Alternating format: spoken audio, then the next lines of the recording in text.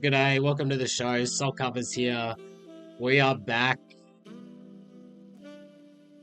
Some might not come back and post about another video after holding a heat ticket last night, but that's okay. Here we are. Make sure you like the video, comment, subscribe. Let me know if you're on the camps last night. Glad most of the world cashed, even though I certainly didn't. Make sure you go follow me on Twitter at Salt Covers. Get these bets as I place them. Sometimes by the time I hit record, they are no longer available. We have two bets locked in at the moment, and both of them are ahead of the market right now. So love to see that. Yeah, not the result we were looking for last night, but if you'd asked me, hey, you can bet a +9 that closes at +8.5, +8 by tip off. Would you bet it? Yes, every single time. So that's okay. Not gonna dwell on it. Like I'll bet the fucking Charlotte Hornets. If I'm gonna get closing line value on the Hornets, I will bet them. That's okay. So let's get into today's slate. Got 4 games on the card. Let's get the odds up on screen. First, we have the Milwaukee Bucks taking on the Pacers. This spread opened at around, what did it open at? I reckon it opened at like 6.5, but it was like 6.5 for maybe a split second and then just went straight to 7.5. Opened at 7 at Bookmaker. So I've got this line projected at Pacers -11.5. Obviously no Dame now in the lineup. In terms of line movement, this spread opened at around 7. It got as high as 8. That seems to have been the resistance point at 8. Now consensus 7.5. Here we see it Bet365, bit of juice towards the Pacers. That certainly makes sense. In terms of me, I do not have any action on the side for this game. Yeah, obviously, like you just look at this spread, you know how this series is playing out. The Pacers are just a better team. Yeah, put a gun to my head, I would bet the Pacers, but during the regular season, the Pacers have been one of these teams that do play down to the competition. Like they've got to be thinking, oh, we've got this series locked up. Dame's now injured. Like this Bucks team is toast. Giannis is leaving. I'm just a little bit concerned that the Pacers they might just say, hey, we need to win this game. We don't need to try that hard to win this game. We can win this game by 5. They don't care about covering a spread. So I don't have a ticket on the side. Looking at the total, we saw it open as high as 225 at Bookmaker, and it is seeing consistent action to the under. You see some of the betting splits. More money is on the under here as well. I am holding an under 224 ticket. We see it at 222 Bet365. We see it at 221.5 at Bookmaker. 221.5, 222 seems to be the resistance point of this market. Bucks, they do well in this spot to the under. They coming off a loss. They have done very well this season, coming off a loss where they are 22-14 to the under. Got this game projected at around 222. I had it at 218, made a few adjustments, but you're missing Dame here, where Damian Lillard on this Bucks team, like his on-off ratings are just, I mean, first of all, they're not that good. Like just in general, like I think he's like a net neutral on the Bucks in terms of net rating, but one thing I know for sure is that their defense is a lot better when he is not on the floor. Their defense is a lot better, and that's understandable. Like he's one of the worst defenders in the league. Let me just pull that number up right now, but at current numbers, 222.5. I mean, I posted on my Reddit pick of the day under 222.5. I believe that is still available. Go play it if you wish. And for those of you that do watch me that come from Reddit, like pick of the day, limits me a lot because I have to post a number on the thread at a specific time when most of the time I'm betting before that thread opens. I'm betting multiple games, but yeah, that's our pick of the day. Obviously, I would rather it be at like 224, but the thread was not open. That's okay. So Damian Lillard has a negative net rating. Negative net rating this season. Obviously, he's not a negative player, but we see the Bucks defense is 2.2 points per 100% possessions worse with him on the floor. So Bucks can get more defensive groups out on the floor, so we are rolling with the under. Next, we have Knicks and Pistons. Spread opened at 5.5. Hasn't really budged off that 5.5. Not at Bet365. This.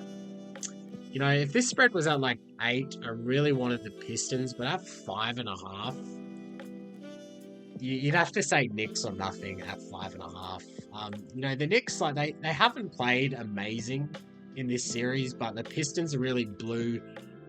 They've blown this series. No ifs, ands, or buts about it. In terms of movement at the sharper book, opened at 6 at Bookmaker, got as low as 5, and now at a consensus 5.5. So I lean Knicks. I mean, I got this projected at Knicks minus 8.5. Maybe I'll jump on board with the Knicks if I see some sixes appearing. At the moment, though, I'd jump on a Knicks 5.5 if we see some sixes start to appear. But for now, I don't have anything on the spread. Looking at the total, we saw it open at 214. It got as low as 212.5. Now back at 214. So bit of bouncing up and down. Projections like the over. We've seen the last 2 games go under in this. No, we saw the last game go under. I have nothing on the total. Next, Celtics Magic. Drew Holiday questionable. I believe Jalen Brown is also questionable. We see this spread open at Celtics minus 12. It has moved to 11.5. Bit of Magic action. I understand that. Do I want the Magic? No. Magic kind of in a similar position to the Pistons where they had a great chance to win that game 4. I mean, obviously we're happy that the Celtics got that late cover and that max play cash, but they've been playing Boston really well this series. They've been beating them up, but Boston also, they're not a team you want to back against a spread after a straight up win. Let's have a look at that number right now. The Celtics this season after a win, second worst team in the league, 21-41 against the spread after a win. That's 34%. So yeah, me has to be Magic or nothing, but I just can't get there.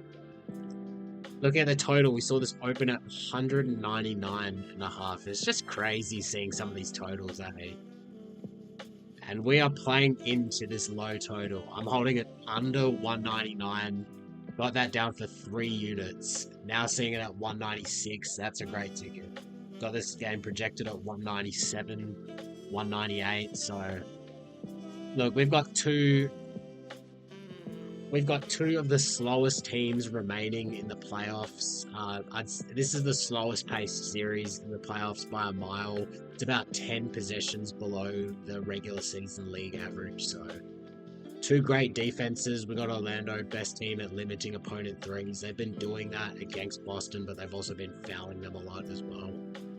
So we're holding it under 199. Got that down for 3 units. Now at 196, you're chasing a bit of steam there. Last game of the card, my Clippers in Denver. Got this game opened some spots at Clippers -1, some spots at Denver -1. Now a consensus market around Clippers -2. Maybe there's a 1.5 available. Let me just check that for you now. We got this game projected at Clippers -3.5. Watching that game back, like the Clippers did so well to come back and make it a game against Denver last time in LA. just to give up that Aaron Gordon dunk. Like this, it's a bit of a backbreaker. Certainly gives the Nuggets a bit of confidence, a bit of hope. Like things were looking pretty bleak going into Game 4.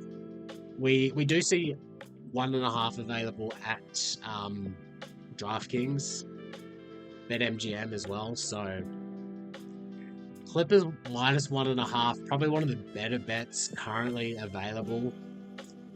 Have I played it? No. I just don't love the spot for the Clippers, given that they worked so hard to get back in that game in LA just to blow it. Like it's a tough one. Maybe I'll get it on the Clippers after the video, but as of recording right now, I do not ever play it on the Clippers. Also, yeah, they've been better on the road, especially post All-Star break. They've been a lot better against the spread on the road, but over the entire season, they've been one of these teams that are just so much better at home. Now, looking at the total, where this whole series, I've just had edges towards the over every single time, but the market hasn't really moved towards the over at all in this series. We see it open around 208.5. It has not really budged much at that number. We see bookmaker not as low as 207.5. It is now back at 208. Let's take a quick look at Circa, and Circa opened at 207.5, got up to 209, now at 208. So yeah, they like both teams, especially Denver. Like Denver were a top 2 offense in the league this season. They just haven't played well offensively this series. Clippers great defensively. So I'm not going to read much into my numbers here. Maybe I get on an over if I start to see a clear market direction that way. But for now, I've got nothing on this game. Clippers and over are my leanings. But let's get into our best bets for today. Just 2 of them. We are on the Magic Celtics under 199. We're playing into a sub 200 under, but these games have just been such a slog. I expect that to continue in this game. Now at 196, though, you're chasing a bit of steam, and we're also playing the under between the Bucks and Pacers, under 224. Now around 222. If you can pick up a 222.5, I believe that is still available. You can go play into that. Yeah, there's plenty of 222.5s available. So we are forecasting some bricks on Tuesday, 29th of March. Let's get back in the win column. Make sure you go follow me on Twitter, like, comment, subscribe. Until next time, let's get them books salty.